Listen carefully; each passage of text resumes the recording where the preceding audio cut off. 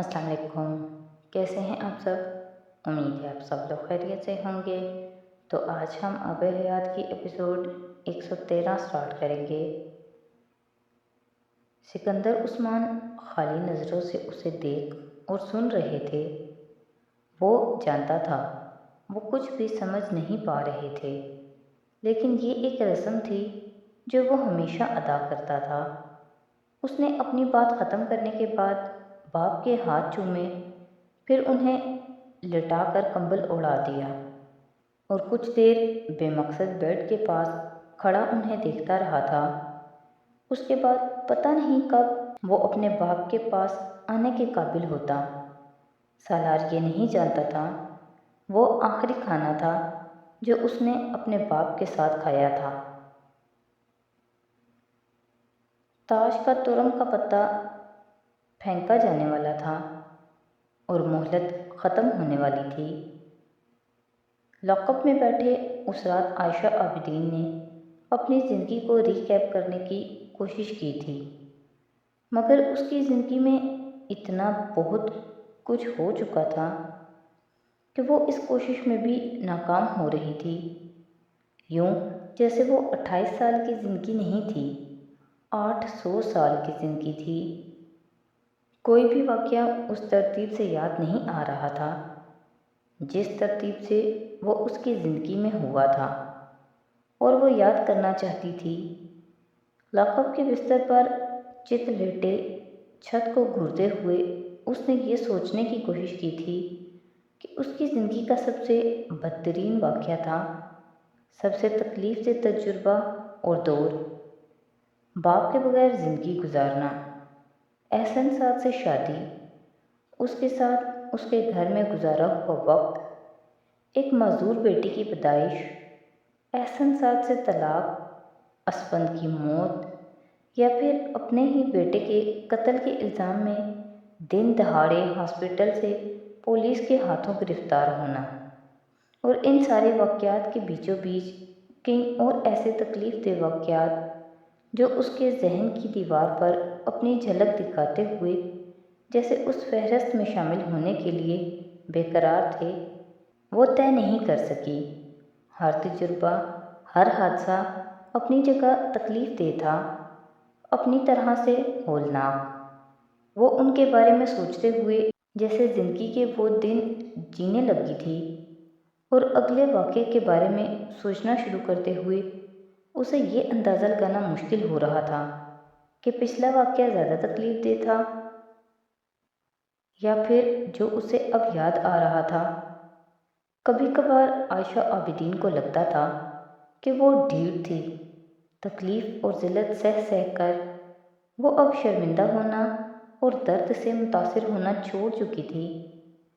زندگی میں وہ اتنی ذلت اور تکلیف سہ چکی تھی کہ شرم اور شرمندگی کے لفظ جیسے اس کی زندگی میں خارج ہو گئے تھے۔ وہ اتنی ڈھیٹ ہو چکی تھی کہ مرنا بھی بھول گئی تھی۔ اسے کسی تکلیف سے کچھ نہیں ہوتا تھا۔ دل تھا تو وہ اتنے ٹکڑے ہو چکا تھا کہ اب اور ٹوٹنا اس کے بس میں نہیں رہا تھا۔ ذہن تھا تو اس پر جالے ہی جالے تھے، عزت نفس، ذلت، عزت جیسے لفظوں کو چھپا دینے والے جالے۔ یہ سوچنا اس نے کب کا چھوڑ دیا تھا کہ یہ سب اس کے ساتھ ہی کیوں ہوتا تھا۔ اس نے تو کسی کا کچھ نہیں بگاڑا تھا۔ اس سوال کا جواب ویسے بھی اسے احسن سعد نے رٹوا دیا تھا۔ لکھو اس کاغذ پر کہ تم گناہ گار ہو، اللہ سے معافی مانگو، پھر مجھ سے معافی مانگو، پھر میرے گھر والوں سے معافی مانگو۔ بے حیا عورت! پتہ نہیں یہ آواز اس کے کانوں میں گونجنا بند کیوں نہیں ہوتی تھی۔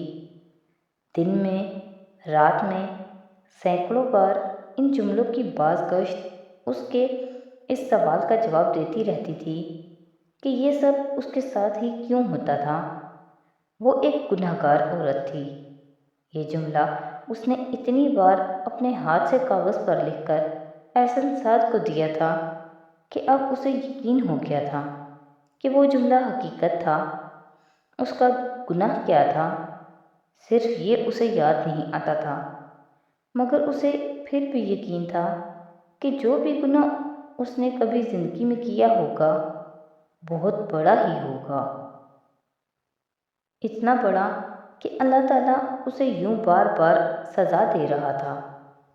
سزا کا لفظ بھی اس نے احسن سعد اور اس کے گھر میں ہی سنا اور سیکھا تھا، جہاں گناہ اور سزا کے لفظ کسی ورد کی طرح دہرائے جاتے تھے، ورنہ عائشہ عابدین نے تو احسن سعد کی زندگی میں شامل ہونے سے پہلے اللہ کو خود پر صرف مہربان دیکھا تھا۔ بے حیا عورت، وہ گالی اس کے لیے تھی۔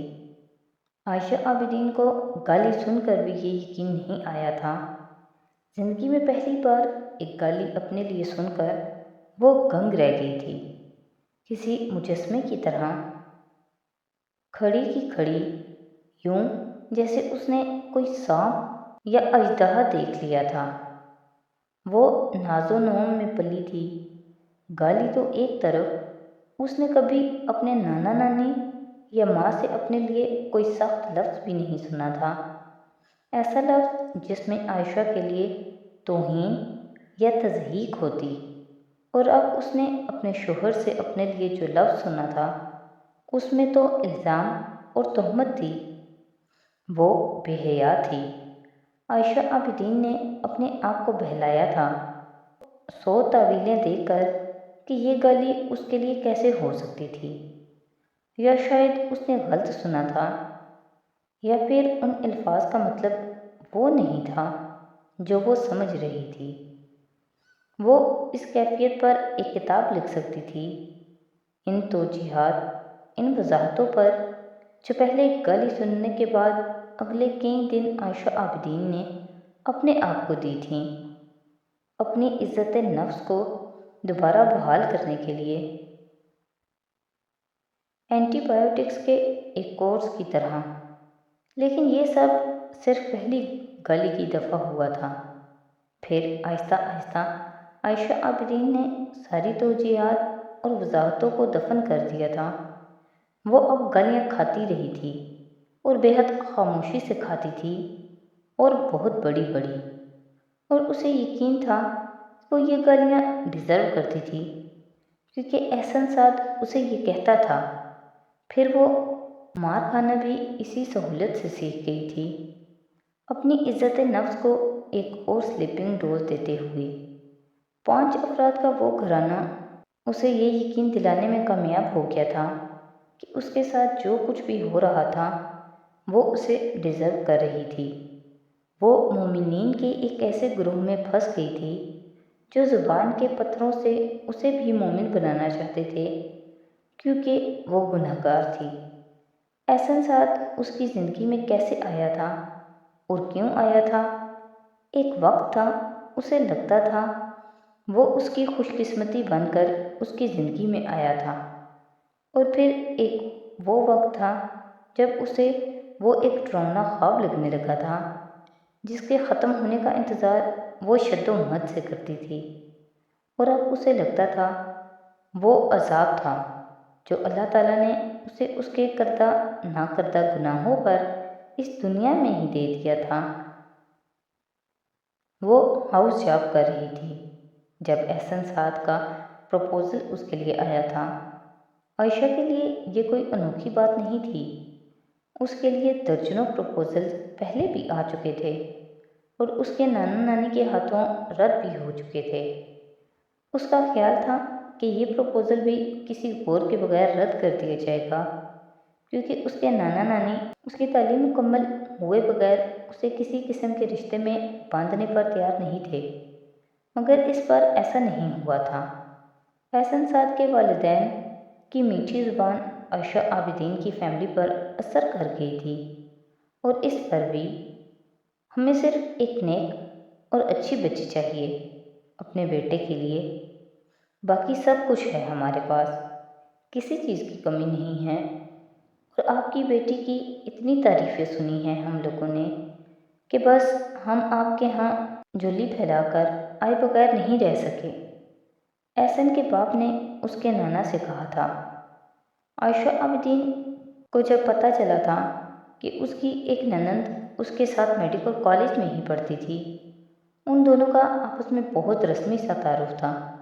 मगर उसे हैरत हुई थी कि उस रस्मी तारुफ पर भी उसकी इतनी तारीफ़ें वो लड़की अपनी फैमिली में कर सकती थी, जो कॉलेज में बिल्कुल खामोश और लिए दिए रहती थी। आयशा आबिदीन के लिए किसी की ज़ुबान से अपनी तारीफ़ें सुनना कोई अचंभे की बात नहीं थी। वो कॉलेज के सबसे नुमायाँ स्टूडेंट में से एक थी और वो हर तरह से नुमायाँ थी। एकेडमिक काबिलियत में, निसाबी और गैर निसाबी सरगर्मियों में, और फिर अपनी पर्सनैलिटी की वजह से भी वो अपने बैच की न सिर्फ हसीन बल्कि बेहद स्टाइलिश लड़कियों में गर्दानी जाती थी। बेहद प्रैक्टिसिंग मुसलमान होते हुए भी और मुकम्मल तौर पर हिजाब ओढ़े हुए भी। हिजाब आयशा आबिदीन पर सजदा था। ये उसके करिश्मा को बढ़ाने की चीज़ थी और ये राय उसके बारे में लड़के और लड़कियों की मुत्तफ़िका राय थी। और अब उस लड़की के लिए एहसन साद का प्रपोज़ल आया था, जिसकी फैमिली को उसके नाना नानी ने पहली मुलाकात में ही ओके कर दिया था। पता नहीं कौन सादा था, उसके नाना नानी जिन्हें एहसन के माँ बाप बहुत शरीफ और सादा लगे थे, या फिर वो खुद कि उन्होंने उस ख़ानदान के बारे में लंबी चौड़ी तहकीक सिर्फ इसलिए करवाई क्योंकि उन्होंने एहसन के माँ बाप की दीनदारी का पास किया था। लेकिन इसके बावजूद उन्होंने शादी से पहले एहसन साद और आयशा की एक मुलाकात करवाना ज़रूरी समझा था।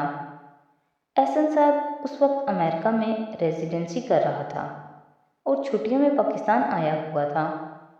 एहसन साद से पहली मुलाकात में आयशा को एक लंबे अरसे के बाद जिब्राइल याद आया था। उसे वो जिब्राइल की तरह क्यों लगा था? आयशा को इस सवाल का जवाब कभी नहीं मिला था। वो शक्ल सूरत में सिर्फ मुनासिब था, तालीमी काबिलियत में बेहद अच्छा और बातचीत में बेहद मुहतात। उसका पसंदीदा मौजू सिर्फ एक था, मज़हब, जिस पर वो घंटों बात कर सकता था। और उसके और आयशा आबिदीन के दरमियान कनेक्टिंग फैक्टर यही था। पहली ही मुलाकात में वो दोनों मज़हब की बात करने लगे थे और आयशा आबिदीन उसके आह में आई थी। वो हाफ़िज़ कुरान था और वो उसे बता रहा था कि उसकी ज़िंदगी में कभी किसी लड़की के साथ दोस्ती नहीं रही। वो आम लड़कों की तरह किसी उल्टी सीधी हरकतों में नहीं पड़ा। वो मज़हब के बारे में जामिया मालूमात रखता था और वो मालूमात आयशा से बेहद ज़्यादा थीं। लेकिन वो एक सादा ज़िंदगी गुजारना चाहता था और आयशा भी यही चाहती थी। एक अमली मुसलमान घराने के ख्वाब देखते हुए वो एहसन साद से मुतासिर हुई थी और उसका ख्याल था वो अपनी उम्र के दूसरे लड़कों से बेहद मैच्योर और मुख्तलिफ था और अगर कभी शादी करने का सोचती थी तो ऐसे ही आदमी से शादी करने का सोचती थी। एहसन साद पहली मुलाकात में उसे मुतासिर करने में कामयाब रहा। उसकी फैमिली उसके घर वालों से पहले ही मुतासिर थी। ये सिर्फ नूर इलाही थी जिसने एहसन की फैमिली पर कुछ एतराज़ात किए थे। उसे वो बेहद कट्टर लगे थे और उसकी इस राय को उसके अपने माँ बाप ने ये कहते हुए रद्द कर दिया था कि वो खुद ज़रूरत से ज़्यादा लिबरल थी, इसलिए वो उन्हें इस नज़र से देख रही थी। नौरीन शायद कुछ और बहसो मुबाहिसा करती अगर उसे ये ना महसूस हो जाता कि आयशा आबिदीन भी वही चाहती थी जो उसके माँ बाप चाहते थे। नूर इलाही ने अपने जहन में उभरने वाले तमाम ख्वाहिशात को ये कहकर सुला दिया था कि आयशा को एहसन के वालिदैन के पास नहीं रहना था, अमेरिका एहसन के साथ रहना था और अमेरिका का माहौल बड़े बड़ों को मॉडरेट कर देता था। तो आज की एपिसोड यहीं पे ख़त्म करते हैं। नेक्स्ट एपिसोड के साथ कल फिर हाजिर होंगे। तो अगर आपको मेरी वीडियोज़ अच्छी लग रही हैं तो प्लीज़ मेरी वीडियोज़ को लाइक करें, मेरे चैनल को सब्सक्राइब करें और अपने फैमिली और फ्रेंड के साथ शेयर करें। बहुत शुक्रिया।